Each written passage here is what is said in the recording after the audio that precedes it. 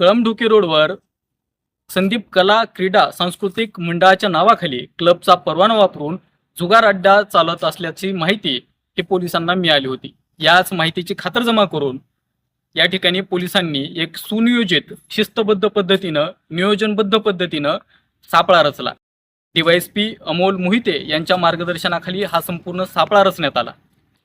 त्या ठिकाणी सर्व क्लबचे नियम ताब्यावरती बसवून अवैधरित्या 3 पत्ती तिरड नावाचा जुगार खेळला आणि खेळला जात होता। माननीय पोलीस अधीक्षक ऋतू कोकर मॅडम आणि अपर पोलीस अधीक्षक श्री सचिन पाटकर सर यांना याबाबत माहिती देऊन त्यांच्या मार्गदर्शनाखाली गोपनीय पद्धतीने एक योजना आखण्यात आली।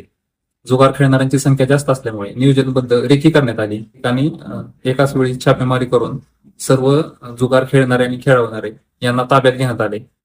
रात्रीच्या वेळी अचानक टाकलेल्या या छाप्यामध्ये 3 पत्ती अर्थातच तिरट जुगार खेळणाऱ्या जुगार बहादरांना या ठिकाणी रंगेहात पकडण्यात पोलिसांना यश आलं। या जुगार अड्ड्याला पोलिसांनी उद्ध्वस्त केलं। या कारवाईत जवळजवळ 54 जणांना या ठिकाणी रंगेहात पकडण्यात आलं, त्यांना अटक करण्यात आली।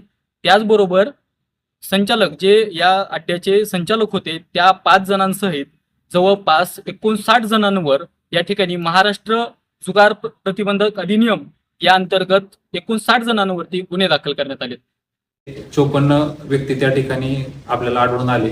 त्यांच्यावरती आणि क्लब चालवणारे संचालक असे 59 लोकांवरती आपण या ठिकाणी जुगारबंदी अधिनियम कलम 4 आणि 5 अन्वये गुन्हा दाखल करण्यात आलेला आहे।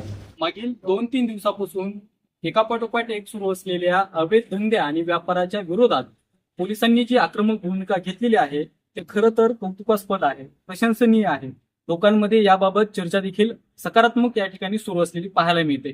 मात्र अशा पद्धतीच्या कारवाया यापुढे देखील अशाच पद्धतीनं सुरू राहणार की आता जी सध्याची चुनचुन पोलिसांची दिसते या सगळ्या कारवाईमधून ते एवढ्यापुरतीच थांबणार, या सगळ्या चर्चांना आता या ठिकाणी रंगताना पाहायला मिळत आहे। त्यामुळे आगामी काळात पोलिसांची भूमिका या अवैध धंद्यांच्या विरोधात, व्यापाराच्या विरोधात ही अशीच राहणार का, यापुढे देखील अशा कारवाई होणार का, याबाबत अद्यापही लोकांमध्ये चर्चा सुरू आहे। अशाच वेगवेगळ्या बातम्यांसाठी आणि घडामोडींसाठी आपल्या नमस्ते धाराशिव लाईव्ह या चॅनलला नक्कीच फॉलो करा, लाईक करा आणि शेअर करा।